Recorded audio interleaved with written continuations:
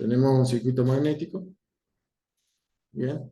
Por ahí explico este primero, tengo otro que es más directo, este se llama indirecto porque se hacen varios cálculos, ¿no? Dado a que se está trabajando en la saturación, lo que se hace por un lado es, yo no conozco la corriente, pero bueno, sí tengo una corriente deseada, que es este valor de 0,5 amperes. Bien, entonces lo que vamos a hacer es calcular todo de forma de obtener la corriente, ¿bien? Y ese valor tiene que ser cercano, con un margen de error, obviamente, capaz que no nos dé 0,5, pero bueno, nos puede dar 0,55 o 0,45, y bueno, ahí se termina el método.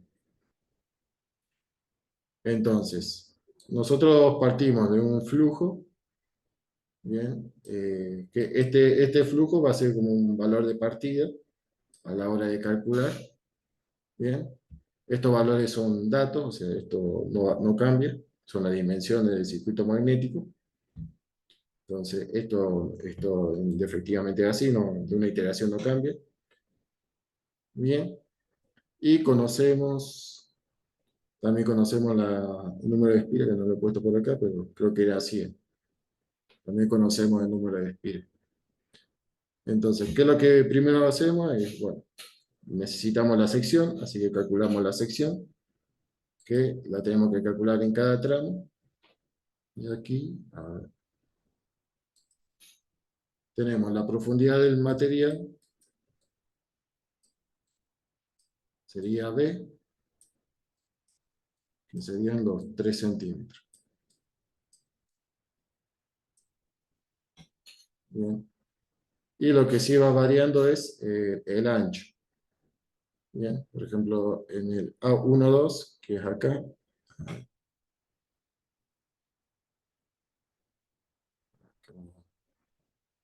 bueno, el A12 es este tramito.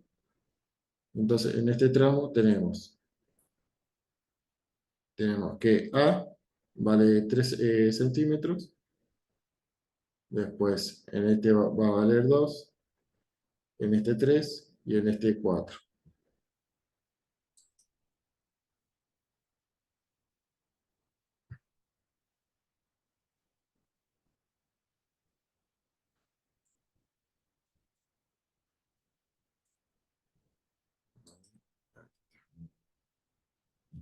Bien, ¿cuál es la idea entonces?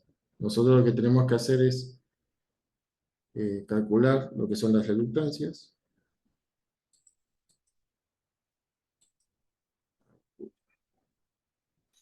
Van a salir.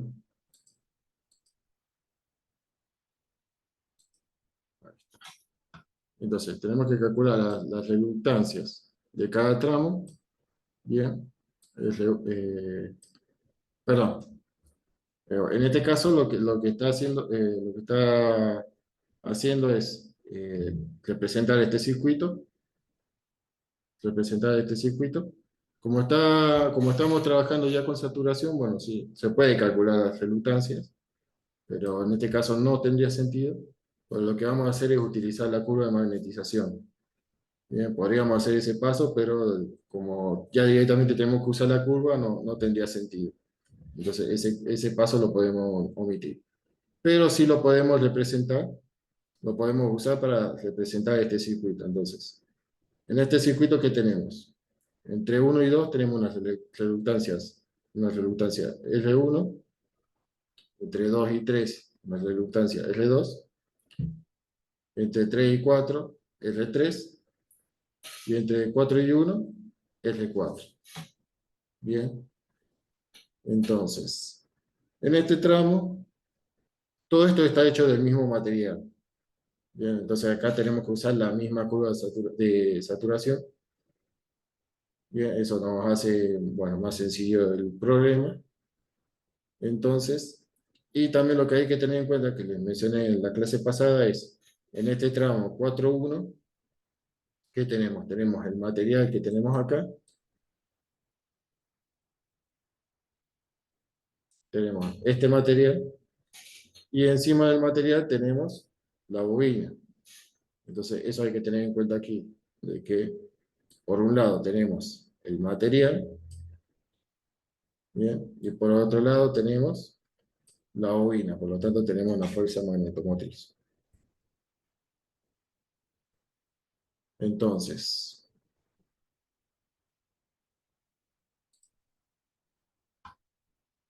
bueno, entonces, ¿qué es lo que hacemos primero? Calculamos las secciones en cada tramo.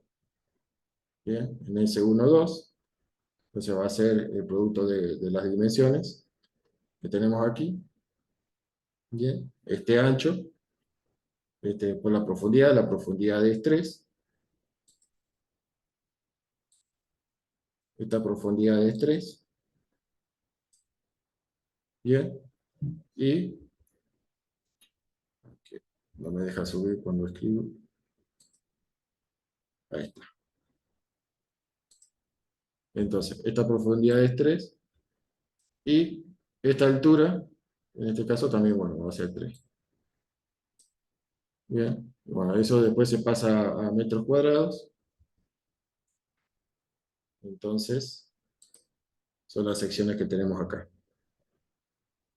Bien, en este caso 0,0009 metros cuadrados, con 2 3, bueno, el tramo siguiente, 0,006. En este caso, bueno, lo mismo que en el caso 1 2, y en este caso, bueno, 12. Con eso, bueno, calculamos las inducciones en cada tramo, porque el flujo es el mismo. Bien, como es un circuito en serie, tenemos bien, el mismo flujo, y ese flujo que circula por acá, ese flujo es el que hemos supuesto acá. Bien. ¿Va siguiendo?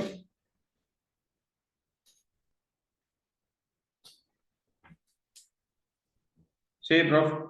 Perfecto.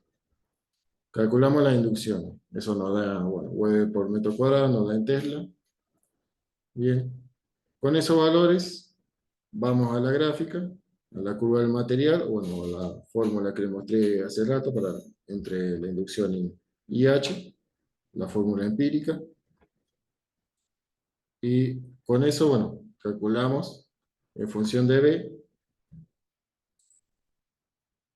si se puede ampliar primero.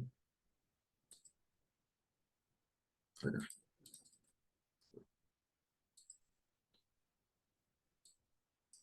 Ahora sí.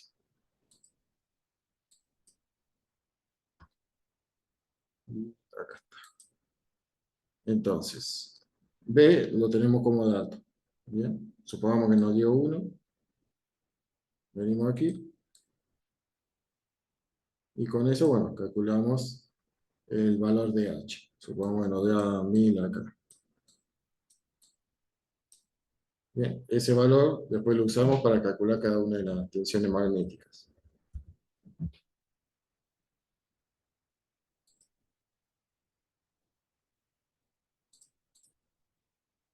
Aquí. Por ejemplo, bueno, justo acá nos dio, en este caso 1000. Bien. En este otro caso, nos dio 5000. En este caso 1000. En este caso 800. Con esas tensiones magnéticas, hacemos la suma perdón, con ese campo magnético, calculamos las tensiones magnéticas, los H por L.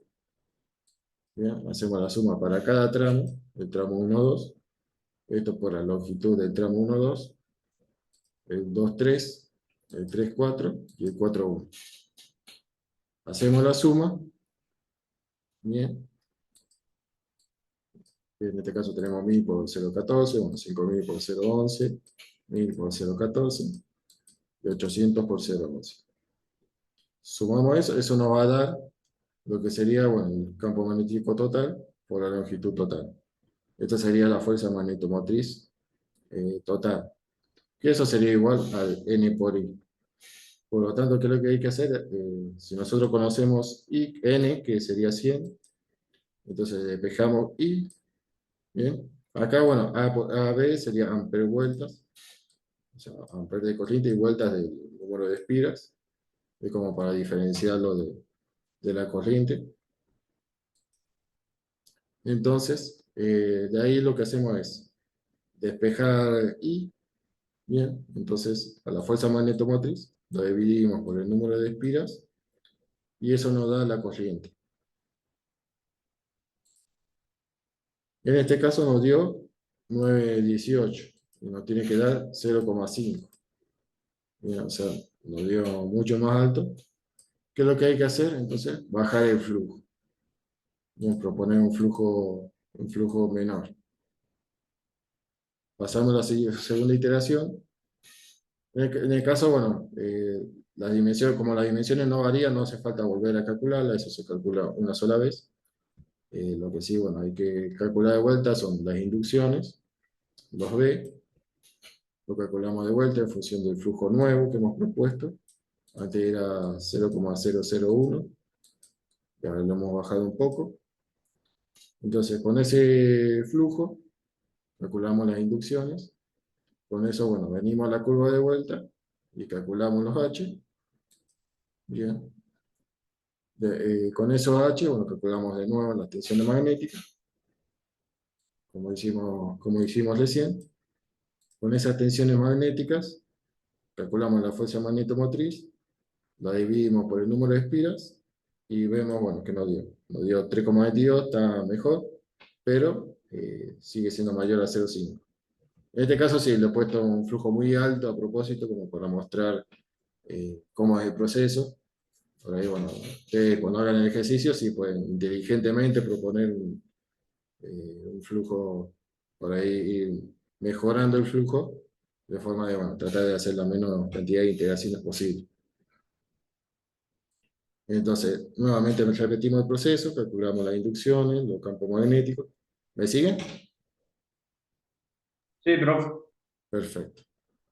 Entonces, repetimos el proceso, proponemos un flujo más chico todavía, calculamos las inducciones, los campos magnéticos, las tensiones magnéticas, la fuerza magnetomotriz resultante, dividimos por el número de espiras, bueno, no vamos a acercar. Otro flujo más, en este caso 2,4, antes era 3,9, por ahí lo podríamos haber achicado más todavía. Otra vez el proceso, es todo muy mecánico, todo lo mismo, por eso hemos visto hoy este ejercicio que es bastante repetitivo y bueno, por eso lo hace un poco más fácil de comprender. En este caso nos dio 1,22. Seguimos, proponemos un flujo más chico, repetimos el proceso y acá bueno, nos dio bastante cerca, 0,61. Por ahí se puede hacer una iteración más, como para acercarnos más.